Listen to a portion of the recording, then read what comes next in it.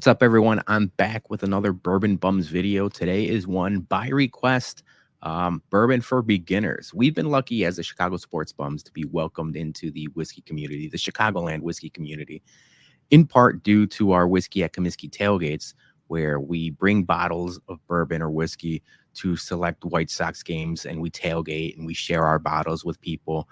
And through that, we've gained a bunch of friends along the way, both in White Sox Twitter and Chicagoland whiskey Twitter. So now that we've gone forward with this for the last year or so, we're getting hit up with requests or questions. I get a lot of bottle recommendations in the DMs, and some of them were, how do I get started in a whiskey journey? I've been lucky enough to have family members that really got me into whiskey. They gave me their tips and tricks, and now I'm here to impart that to someone that might be intimidated or daunting. This could be a tricky thing to navigate when you're first getting going, trying to get into whiskey and trying to like whiskey. So by no means, this is I'm not an expert, but this is what I recommend to people. And if you're inclined, or if you want to, take the step, dip your toes in the water, this is how I would do it. So first off, the first bottle I recommend to people, and it's something that is kind of I don't know, like not a black cloud in the whiskey community, but people that already are in the whiskey community, they kind of, plug their nose, and it's, I'm not a big fan. Basil Hayden's has a purpose. 80 proof from Knob Creek. It's bourbon training wheels. It's whiskey training wheels. I think a lot of the times when people first get into this, it could be very, very hot, very, very tough to drink whiskey straight. So what I tell people, get a low proof bourbon like Basil Hayden's. It's 80 proof. You pour it into a glass with rocks and stuff like that, and you just start sipping. You're not going to get much, they're not going to be really deep, complex flavors, because it's proof down to the lowest amount of proof possible for a bourbon to still be called a bourbon. But like I said, it's an easy sipping introductory bourbon. And, if it's still too spicy for you with the rocks glass, by all means, pour some water into it, proof it down more if you have to, just so you get, used to what your palate is going to be expecting with the higher proof bourbons that I'm going to recommend later. So Basil Hayden's, I know a lot of people don't like it, but it serves a purpose. Cheers.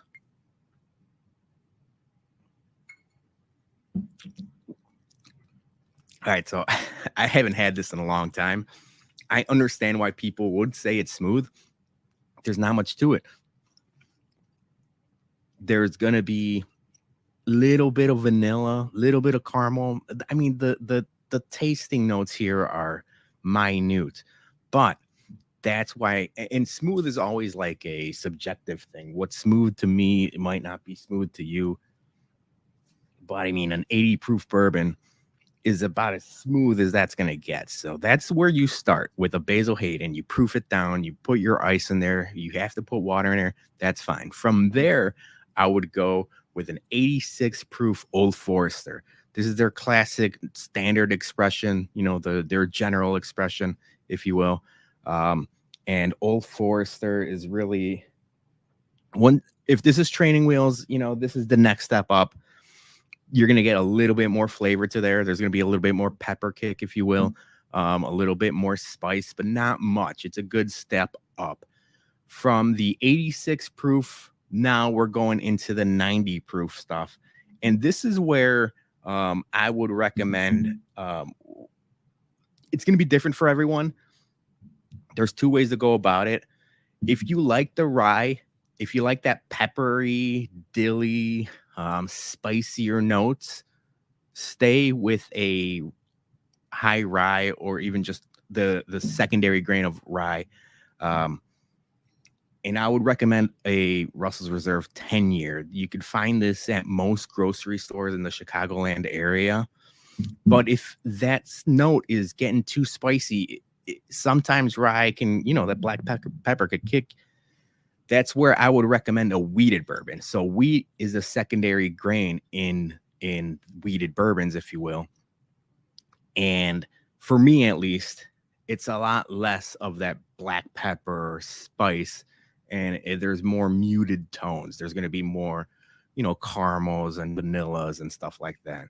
So it really depends on your palate. You can go one of two ways, and I vary. Sometimes I go on a big weeded kick for a while, and then I go back to a high rye bourbon or even just a rye whiskey.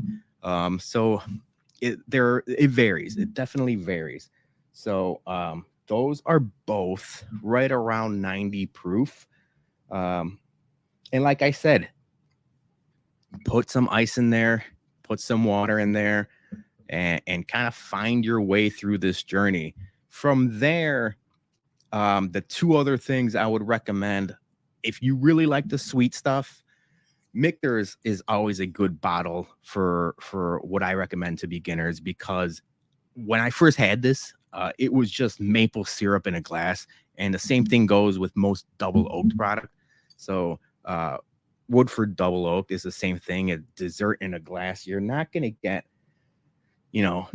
really offensive notes. They're more, sweet caramel desserts, toast and marshmallows, s'mores for the double oak stuff, and maple syrup for the Michter's. And you just kind of make your way through that journey. From there, now we started at 80 proof. We got up to 86. Now these are 90 and 92 proof.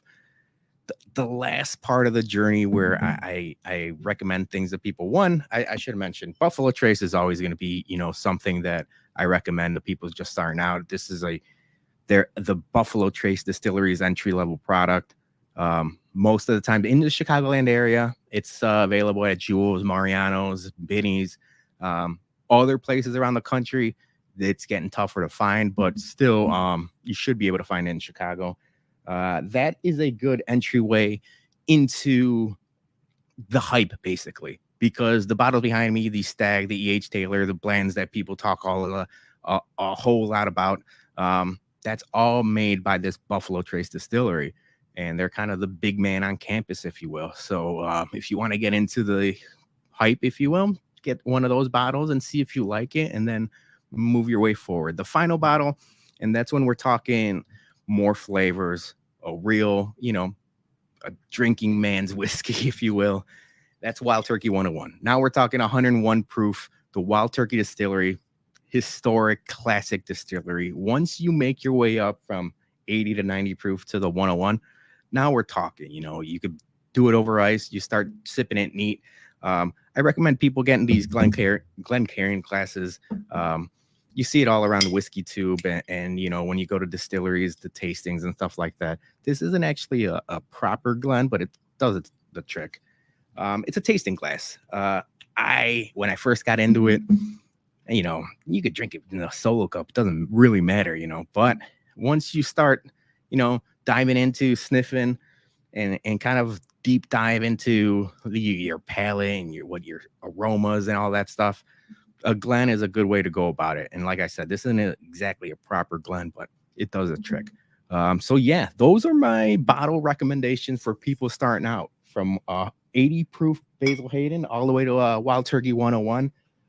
You should be able to find most of these bottles around the Chicagoland area. And if you guys have any questions or anything, we're always here to help.